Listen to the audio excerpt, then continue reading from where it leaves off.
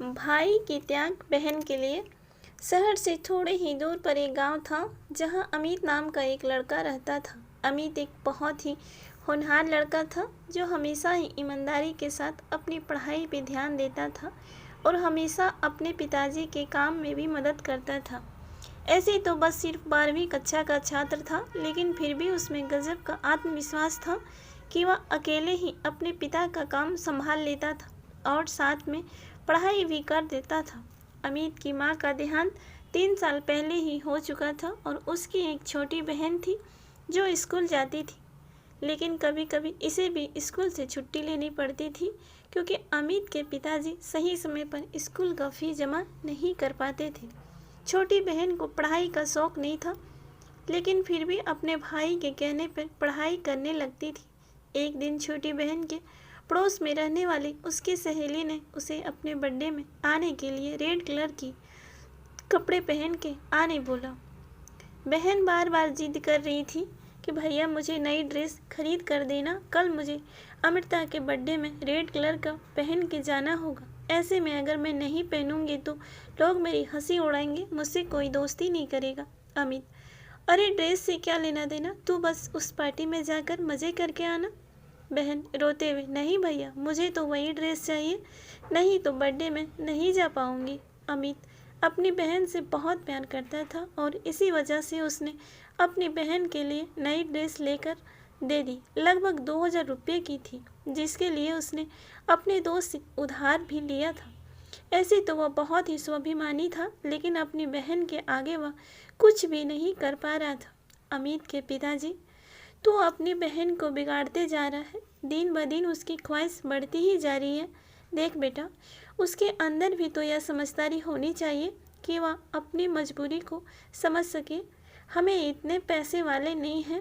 यह सब बातें दूर से ही अमित की बहन सुन रही थी और उसे यह सुनकर अच्छा नहीं लग रहा था कि उसके पिताजी ने उसे कुछ भी देने से मना किया है और उसे समझदार होने की बात भी की है। उसके हिसाब से तो वही सबसे समझदार लड़की थी। उसने अपने पिताजी और भाई की मजबूरी को भी सुनते हुए नज़रअंदाज कर रही थी, क्योंकि उसे तो अपनी मनमर्जी का हर सामान मिल जाता था जो वह चाहती थी। फ्रेंड्स, बच्चों की हर चीज़ पूरी करना चाहिए, उन्हें समझाना चाहिए और कौन सी चीज़ नहीं, साथ ही साथ पैसे कैसे कमाए जाते हैं, कितनी मेहनत लगती है, इन सब चीज़ों की जानकारी भी बच्चों को होना चाहिए ताकि वह हर सामान की जिद ना करे, जो बहुत ही ज़रूरी है उसी का डिमांड करे।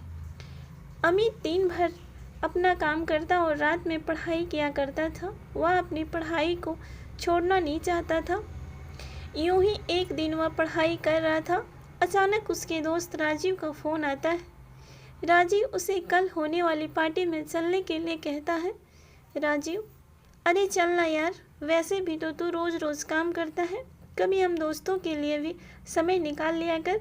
अमित: हाँ हाँ, क्यों नहीं, मैं भी तो तुम लोगों के साथ चलना चाहता हूँ, लेकिन क्या करूँ, मजबूरी है। मेरे पास तो पहनने के लिए अच्छे कपड़े भी नहीं हैं और ना ही मैं अपने पिताजी को ऐसी कोई ख्वाहिश करना चाहता हूँ ताकि मेरे पिताजी परेशान हो जाएं। राजीव के बहुत कहने पर भी अमित तैयार नहीं हुआ। वह हमेशा पढ़ाई पर ही ध्यान लगाना चाहता है। यह सब बात सोते हुए अमित की बहन सुन लेती है, जिसे थोड़ा थोड़ा अफसोस होने लगता है कि जो भाई उसके लिए सब कुछ करने को तैयार है, वह खुद के लिए कभी कुछ नहीं कर पाता। ऐसे में अचानक ही अमित के पिताजी को किसी दूसरे शहर में जाना पड़ा, जहाँ पर कुछ ज़रूरी काम आ पड़ा था। अमित की बहन मेरी सहेली बता रही थी कि शहर के मॉल में एक बहुत ही अच्छा प्रदर्शनी लगा है, जहाँ पर बहुत तरह तरह के डिज़ाइनर कपड़े मिल रहे हैं, वह भी सस्ते दामों में। मुझे भी वहाँ कोई अच्छी सी ड्रेस लेकर दे दो जिससे मैं बर्थडे में पहन सकूं, मेरी सहेलियों को नीचा दिखा सकूं। अमित: तुम यह गलत सोच रही हो बहन, हमें किसी को नीचा नहीं दिखाना चाहिए, बल्कि अपने कर्मों पर भरोसा रखना चाहिए। बहन: भैया, आप ही मुझे दिला सकते हो ना, पिताजी तो हमें लेने ही ना देंगे। दिन भर अपनी मजबूरी बताते रहेंगे और कभी मेरा ध्यान भी नहीं रखेंगे। अमित उस समय चुप हो जाता है क्योंकि उसे अपने पिताजी की मजबूरी अच्छे से मालूम था, लेकिन छोटी बहन इन सब बातों से अनजान थी। तभी अमित का ख्याल आता है कि उस प्रदर्शनी में जाने के लिए महंगे पास का होना बहुत ज़रूरी है, जो उसके पास नहीं है। ऐसे में वह दौड़कर अपने गुल्लक को टटोलने लगता है और एक एक करके पैसे जोड़ने लगता है ताकि वह अपनी बहन के लिए उस प्रदर्शनी के पास उपलब्ध करा सके। यह देखकर अमित की बहन का कलेजा फट जाता है। उसे जोर से रोना आ जाता है और रोते हुए देख अमित दौड़कर अपनी बहन के पास जाता है। तुम इस तरह से क्यों रो रही हो बहन? बहन रोते हुए, आज तक आपने हमेशा मेरी खुशी का ख्याल रखा है, हर वह चीज़ मुझे दिलाई है जो मैं मांगती रही, लेकिन कभी नहीं। ऐसे में वह दौड़कर अपने गुल्लक को टटोलने लगता है, एक एक करके पैसे जोड़ के और अपनी बहन के लिए प्रदर्शनी का पास उपलब्ध करा लेता है। यह सब देखकर अमित की बहन भाई से लिपटकर जोर जोर से रोने लगती है। फिर भाई बोलता है, क्या हुआ बहन, तुम क्यों रो रही हो? बहन बोली, भैया मैंने जिस जिस चीज़ का ख्वाहिश करी, आपने हमारी सारी खुशियाँ का ख्याल रखा, वह हर चीज़ मुझे दिलाया जो पापा आज तक नहीं मुझे किए।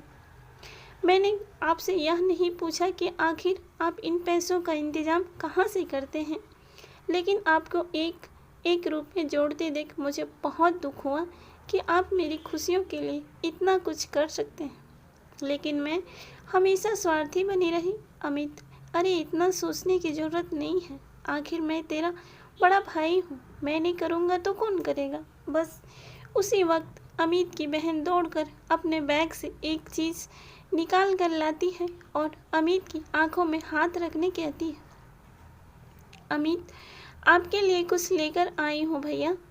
इस बात से अमित चौंक जाता है और जैसे ही वह अपनी आंखें से हाथ हटाता है, देखता है बहन के हाथों में एक बहुत ही सुंदर शर्ट।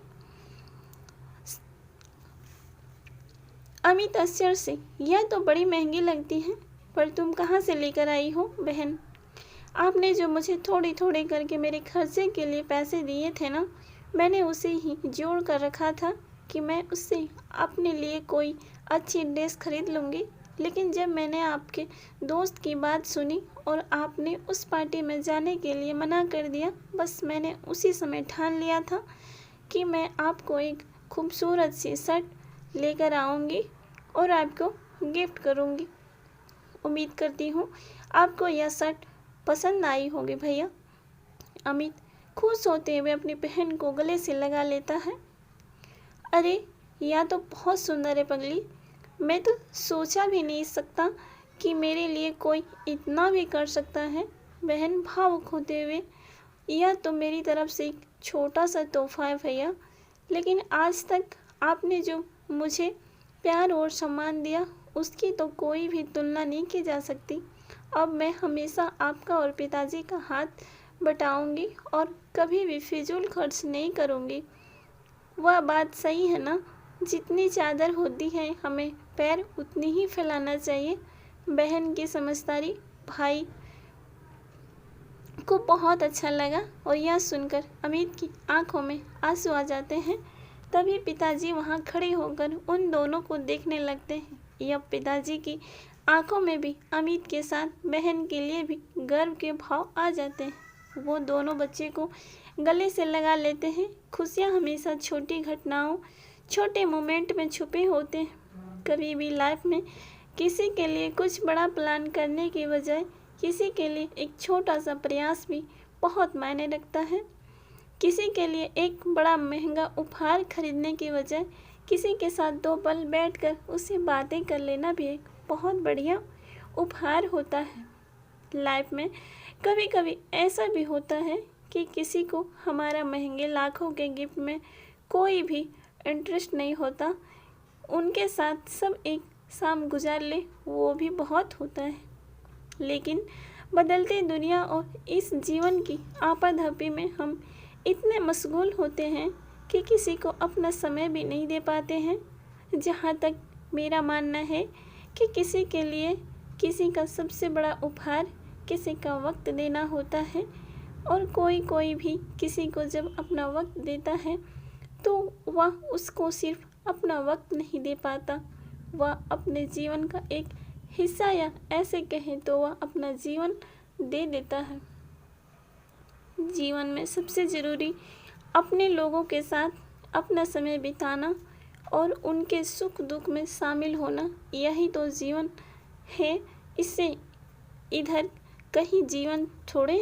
बस काफ़ी लोग इस खूबसूरत और अनमोल रिश्ते को सहेज नहीं पाते। ये हमारे लिए किसी कीमती रिश्ते, किसी महंगे गिफ्ट से नहीं होता। तो फ्रेंड्स, कैसी लगी यह स्टोरी आप लोगों को? स्टोरी अच्छी लगी तो लाइक करें, कमेंट्स करें और अपने दोस्तों के साथ शेयर करें। इसी तरह की कहानियाँ सुनने के लिए हमारे चैनल को सब्सक्राइब करें। Thank you. आपका दिन शुभ हो।